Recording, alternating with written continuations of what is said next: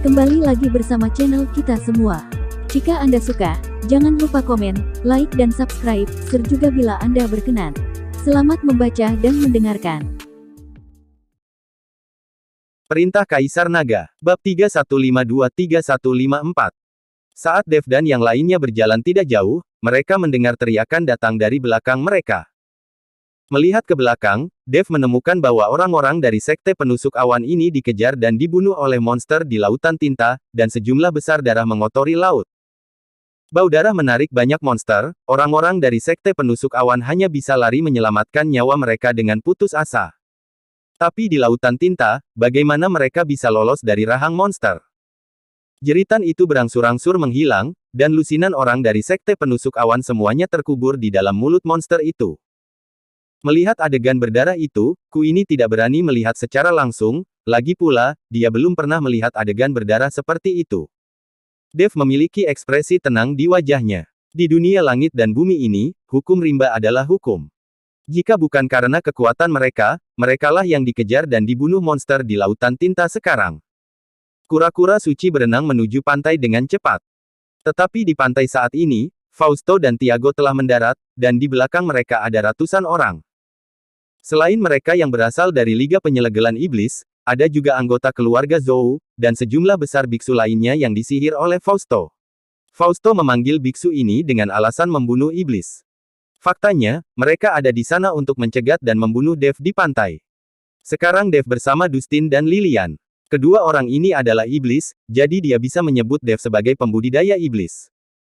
Dev membuat mereka malu dan terhina, baik Fausto maupun Tiago tidak akan membiarkan Dev pergi. Begitu mereka mendarat, mereka mengumpulkan orang-orang mereka dan menunggu Dev dengan tenang.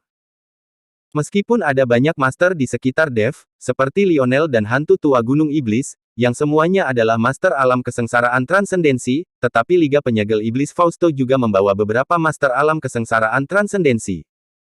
Ada juga keluarga Zhou, Tiago langsung mengundang semua tetua di alam kesengsaraan transendensi dari keluarga. Anda harus tahu bahwa status para tetua di keluarga Zhou ini tidak kalah dengan dia, tuan muda keluarga Zhou. Tiago juga menghabiskan banyak waktu untuk berbicara, dan akhirnya mendapatkan para tetua ini untuk datang. Dengan cara ini, kekuatan gabungan keluarga Zhou dan sub-aula Liga Penyelegelan Iblis akan jauh melebihi pihak Dev. Jika Dev tidak berurusan dengan orang-orang dari Sekte Penusuk Awan dan menundanya selama beberapa waktu, dia mungkin bisa mendarat lebih awal dan pergi, tapi sekarang akan sangat sulit baginya untuk pergi.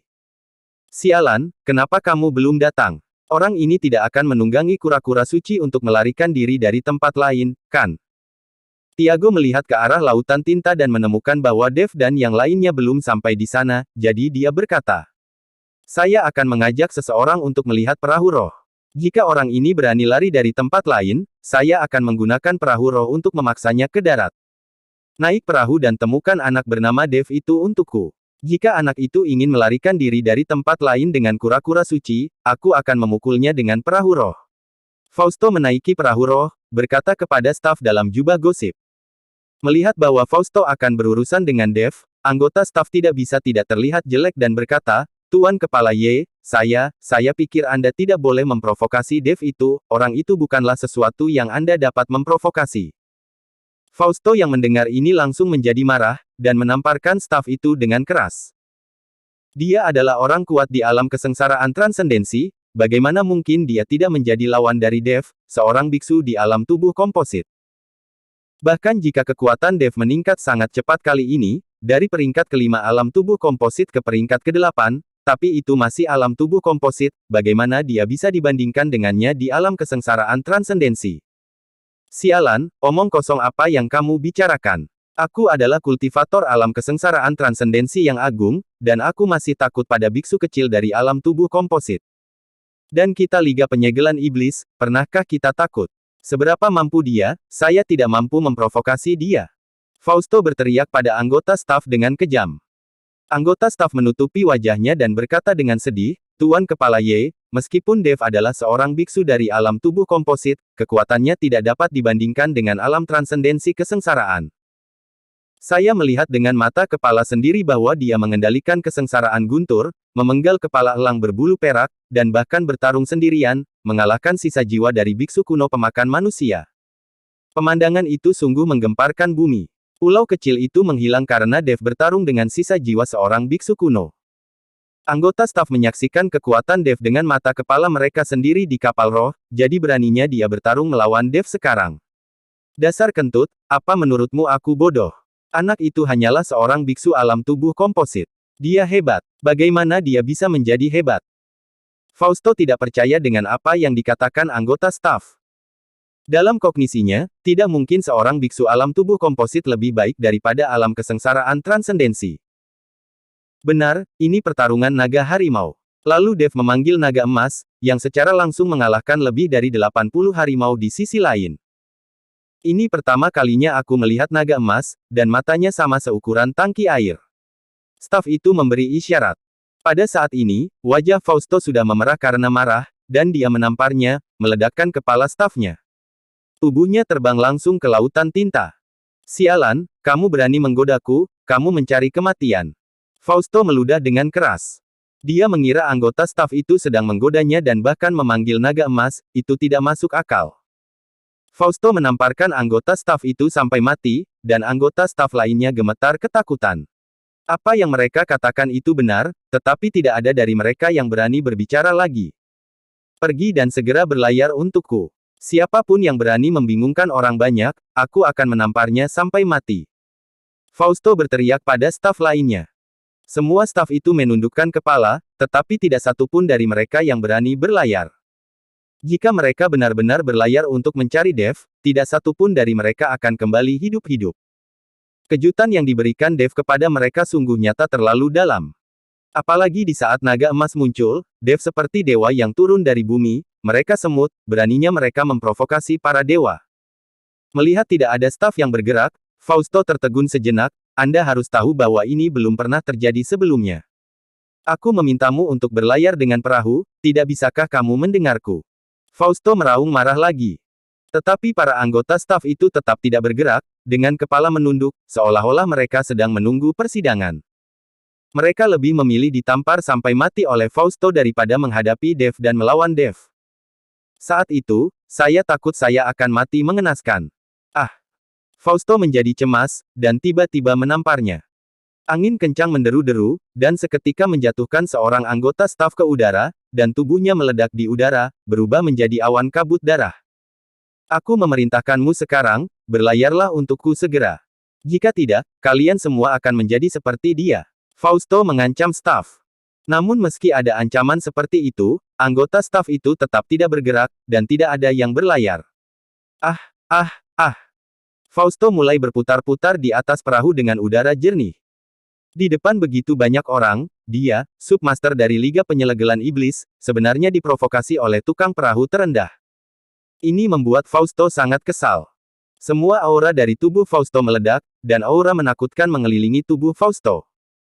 Lautan tinta yang awalnya tenang juga mulai bergelombang dengan ombak besar pada saat ini, menghantam pantai satu demi satu.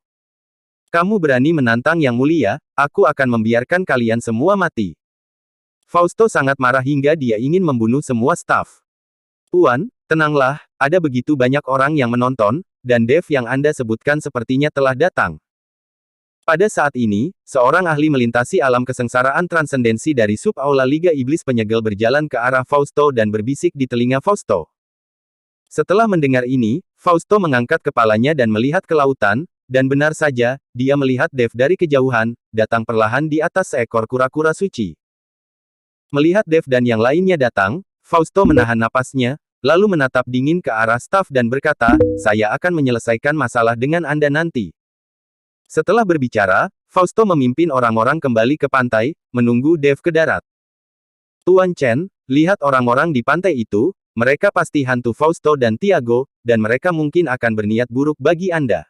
Julian melihat dari kejauhan bahwa orang-orang di pantai semuanya manusia, jadi dia mengingatkan Dev. Kedua orang ini kempes, dan mereka pasti tidak akan melepaskannya. Apakah itu sub-aula Liga Penyegelan Iblis atau keluarga Zhou, kekuatan mereka tidak lemah. Jika tidak, mari kita ubah arah dan pergi ke tempat lain untuk mendarat. Lionel Chan memandang orang-orang di pantai itu, jadi dia berkata. Tidak, tentara datang untuk menutupi air dan menutupinya dengan tanah. Ini berkah atau bencana, tapi ini bencana. Wajah Dev tenang. Setelah dipromosikan ke puncak peringkat ke-8 alam tubuh komposit, mentalitas Dev juga banyak berubah. Dev tidak terlalu memperhatikan para biksu baru yang dipromosikan ke alam kesengsaraan transendensi. Tuan Chen, jangan khawatir, apapun yang terjadi, saya akan selalu melindungi Tuan Chen. Kata hantu tua Gunung Iblis tegas. Tuan Chen, saya pikir saya dan adik perempuan saya harus turun di sini. Kami telah mendarat sekarang, dan kami berdua bisa berenang. Sekarang dua identitas iblis kami telah terungkap, jadi jika kami bersama Anda, bukankah itu akan merepotkanmu? Liga Penyegelan Iblis dan keluarga Zhou itu pasti akan menggunakan ini sebagai alasan untuk merepotkanmu. Dustin mengikuti Dev dan berkata, kalian berdua akan tetap baik-baik saja, jangan terlalu banyak berpikir. Ada apa dengan iblis? Ada iblis baik dan jahat, dan ada penjahat pengkhianat dalam umat manusia. Saya tidak pernah menilai seseorang berdasarkan ras. Haruskah saya membantu atau membantu? Haruskah saya membunuh atau membunuh para biksu manusia yang keji itu? Saya tidak akan terpengaruh oleh kesadaran publik tentang dunia surga dan manusia. Dev menghibur Dustin. Kata-kata Dev sangat menyentuh hati Dustin dan Lilian hingga mereka berdua hampir menangis. Bagaimanapun, ras iblis mereka bersembunyi di mana-mana di dunia surga dan manusia, menyembunyikan identitas mereka, seperti tikus yang menyeberang jalan. Meskipun mereka iblis, mereka tidak pernah melakukan hal buruk, dan mereka selalu diajari untuk menjadi murah hati dan baik hati. Bahkan ketika Lilian menderita haus darah, setiap kali Dustin menyumbangkan darahnya sendiri untuk meringankan Lilian, Dustin tidak pernah berpikir untuk menangkap orang lain dengan pertumpahan darah. Mata hantu tua Gunung Iblis penuh dengan rasa hormat dan kekaguman pada Dev. Tuan Chen benar, di antara para biksu umat manusia, ada yang bahkan lebih buruk dari binatang. Yulian juga setuju dengan pernyataan Dev. Selama mengikuti Dev, pemikiran Yulian telah diubah secara halus oleh Dev. Bahkan Lionel sudah mulai berubah. Meskipun Lionel di masa lalu tidak akan mengambil inisiatif untuk berburu untuk membunuh iblis, tapi tidak pernah mengizinkan iblis naik pesawatnya sendiri. Dia masih memiliki kacamata berwarna untuk ras iblis. Tapi kali ini, pandangan Lionel terhadap ras iblis juga perlahan berubah. Segera, kura-kura suci mereka berenang ke pantai, dan membawa Dev dan yang lainnya datang ke darat. Kura-kura suci mengeluarkan suara merengek. Dev tahu bahwa ini adalah cara kura-kura suci yang mengucapkan selamat tinggal padanya. Setelah kura-kura suci menyerah, Dev mengikuti kura-kura suci. Dengan hubungan jiwa, selama Dev membutuhkan kura-kura suci dapat segera merasakannya. Sekarang Dev telah mendarat, kura-kura suci tidak diperlukan lagi. Dev menepuk kepala kura-kura suci, menepuk pelan dan berkata, ayo pergi, jika aku membutuhkanmu, aku akan memanggilmu.